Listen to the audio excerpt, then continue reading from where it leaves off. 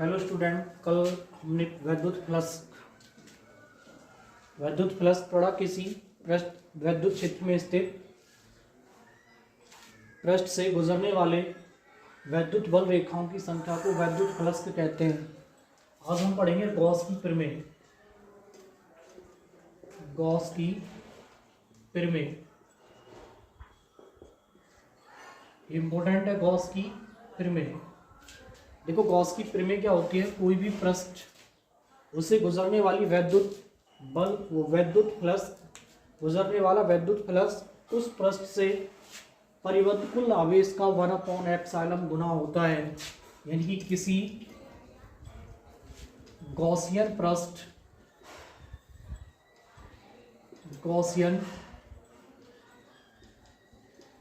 से गुजरने वाला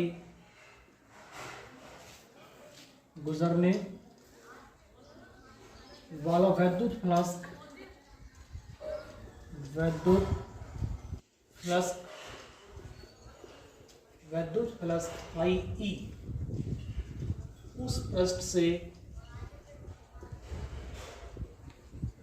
परिबद्ध कुल आवेश का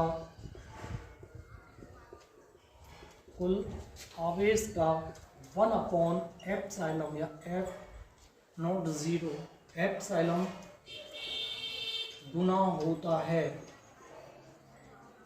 एप्सिलॉन गुना होता है। किसी गॉसियन पृष्ठ से गुजरने वाला वैद्युत फ्लक्स फाई ई उस पृष्ठ से परिबद्ध कुल आवेश का 1/एप्सिलॉन गुना होता है। वैद्युत फ्लक्स यानी कि फाई ई परिबद्ध कुल आवेश Q का 1/एप्सिलॉन गुना, तो फाई ई बराबर आ जाएगा Q/एप्सिलॉन। ये होगी गॉस की प्रमेय। गॉस की प्रमेय क्या होती है। किसी गॉसियन पृष्ठ से गुजरने वाला वैद्युत फ्लक्स उस पृष्ठ से परिबद्ध कुल आवेश का 1/एप्सिलॉन गुना होता है। यानी कि फाई ई बराबर Q/Q आवेश है, वैद्युत कितना होगा 1/एप्सिलॉन गुना, बराबर करेंगे तो इसे 1/एप्सिलॉन गुना करेंगे तो फाई ई बराबर आ जाएगा Q/एप्सिलॉन। आगे इसकी उत्पत्ति पढ़ेंगे। आगे गॉस की प्रमेय की उत्पत्ति देखो। उत्पत्ति यानी कि फाई ई बराबर Q/एप्सिलॉन कैसे है। कोई भी एक गॉसियन पृष्ठ लें।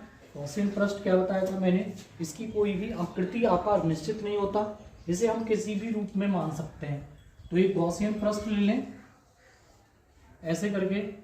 यहाँ पे एक केंद्र है, उसका केंद्र O जिस पर प्लस Q आवेश स्थित है। इस केंद्र से r दूरी पर एक क्षेत्रफल अवयव ले लेते हैं। क्षेत्रफल अवयव लेंगे,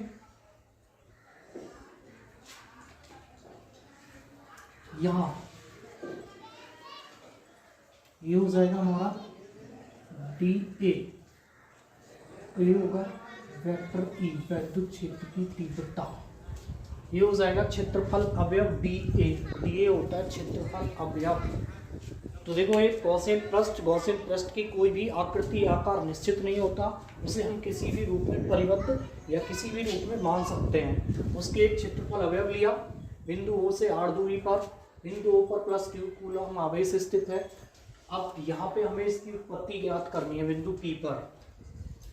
बिंदु P पर गॉस की प्रमेय निकालनी है। तो हम लिखेंगे, माना किसी गॉसियन पृष्ठ के भीतर, किसी गॉसियन पृष्ठ के भीतर बिंदु O पर प्लस Q आवेश स्थित है। बिंदु O पर प्लस Q आवेश स्थित है, जिसके कारण बिंदु P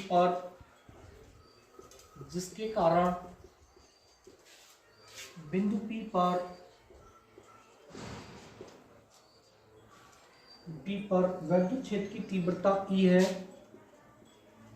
वैद्युत क्षेत्र की तीव्रता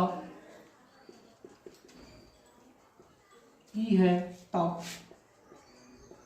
क्षेत्रफल अवयव क्षेत्रफल अवयव डी ए से गुजरने वाला वैद्युत फ्लक्स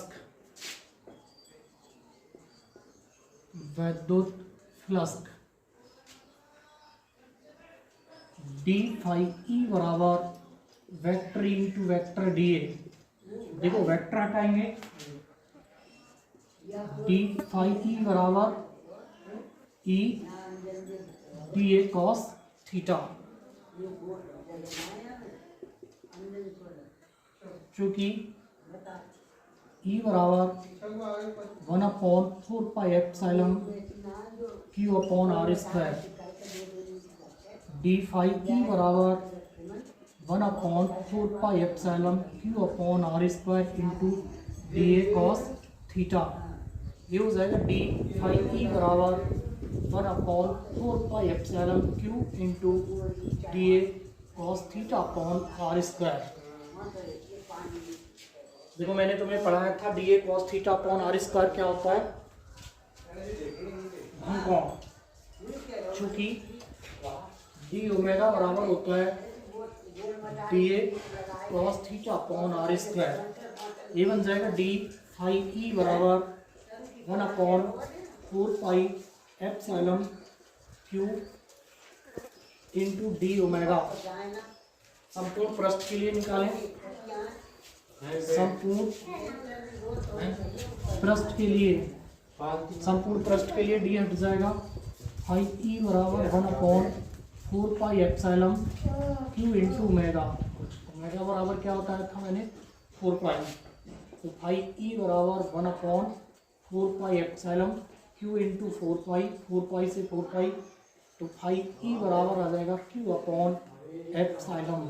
यही होगी गॉस की प्रमेय। किसी गॉसियन पृष्ठ से गुजरने वाला वैद्युत फ्लक्स उस पृष्ठ से परिबद्ध कुल आवेश का 1/एप्सिलॉन गुना होता है, यानी कि Q अपॉन एप्सिलॉन। तो हमने गॉसियन पृष्ठ लिया, गॉसियन पृष्ठ के केंद्र पर बिंदु O पर प्लस Q आवेश स्थित है, उससे r दूरी पर एक बिंदु P है, एक क्षेत्रफल अवयव काटा, तो माना किसी गॉसियन पृष्ठ के भीतर बिंदु O पर प्लस Q आवेश स्थित है, जिसके कारण बिंदु P पर वैद्युत क्षेत्र की तीव्रता E है। तो क्षेत्रफल अवयव डी ए से गुजरने वाला वैद्युत फ्लक्स क्या होगा, डी फाई ई बराबर vector P into vector D A. Vector हटाएंगे तो E D A cos theta. E क्या होगी हमारी वैद्युत क्षेत्र की तीव्रता, किसी बिंदु आवेश के कारण वैद्युत क्षेत्र की तीव्रता। तो तीव्रता का सूत्र होता है, फर्स्ट चैप्टर में पढ़ा था, 1/4 epsilon Q upon are square. तो डी फाई ई बराबर 1/4 epsilon Q upon are square into D A cos theta. 1/4 epsilon into q ऐसे ही रहेगा, d A cos theta upon are square. ये हो जाएगा हमारा घनकोण, यानी कि डी ओमेगा। डी ओमेगा बराबर होता है d cos theta upon are square, तो इसकी जगह हमारा डी ओमेगा आ जाएगा। डी फाई ई बराबर, तो संपूर्ण पृष्ठ के लिए निकालेंगे, डी हट जाएगा, फाई ई बराबर आ जाएगा 1/4 एप्सिलॉन क्यू इंटू ओमेगा, और ओमेगा बराबर क्या होता है 4 पाई। 4 पाई से 4 पाई घटेगा, तो फाई ई बराबर आ जाएगा क्यू अपॉन एप्सिलॉन। यह गॉस की प्रमेय की उत्पत्ति। गॉस की प्रमेय से आगे आएगा, गॉस की प्रमेय से कूलॉम के नियम की उत्पत्ति। गॉस के नियम से, गॉस के नियम से कूलॉम के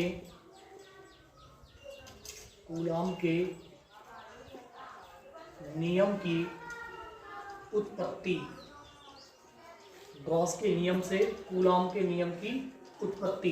देखो गॉस के नियम से कूलॉम के नियम की उत्पत्ति करेंगे, गॉस की प्रमेय की सहायता से कूलॉम के नियम। तो कूलॉम का नियम क्या होता है, F बराबर 1/4 pi epsilon Q0 upon are square. ये होगी गॉस की कूलॉम का नियम। गॉस के नियम से कूलॉम के नियम की उत्पत्ति। एक गोलीय पृष्ठ है, यहाँ बिंदु O पर प्लस Q आवेश स्थित है, बिंदु O से R दूरी पर एक बिंदु P है जहाँ वैद्युत क्षेत्र की तीव्रता E है। बिंदु O से R दूरी, यहाँ पर एक क्षेत्रफल अवयव ले लें TA। ये क्षेत्रफल अवयव हो जाएगा वेक्टर डी ए। तो हम लिखेंगे माना एक गॉसियन पृष्ठ, माना एक गॉसियन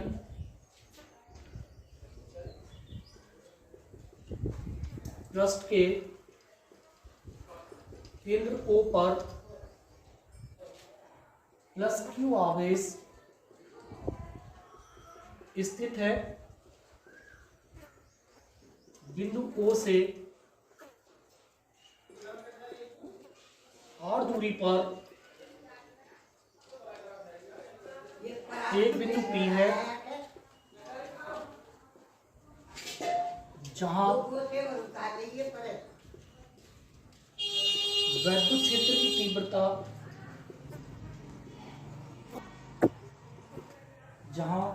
क्षेत्र की तीव्रता E है। अब क्षेत्रफल अवयव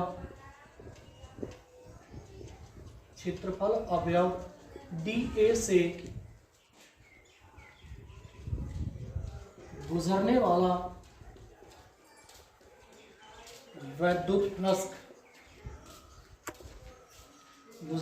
वैद्युत फ्लक्स डी फाई ई बराबर vector E into vector D A. Vector हटाएंगे तो डी फाई ई बराबर E D A cos theta. देखो क्षेत्रफल अवयव वैद्युत क्षेत्र के समांतर है, क्योंकि क्षेत्रफल अवयव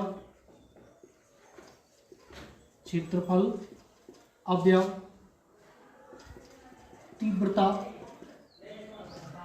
E के समांतर है, अतः थीटा इक्वल 0।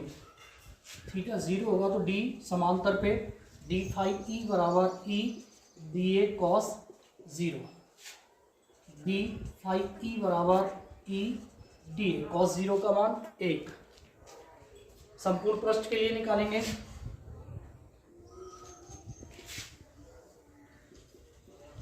संपूर्ण पृष्ठ के लिए निकालें तो फाई ई बराबर ई ए। तीव्रता की वैल्यू लगाएं। वैद्युत क्षेत्र की तीव्रता क्या होगी? ई बराबर 1/4 पाई एप्सिलॉन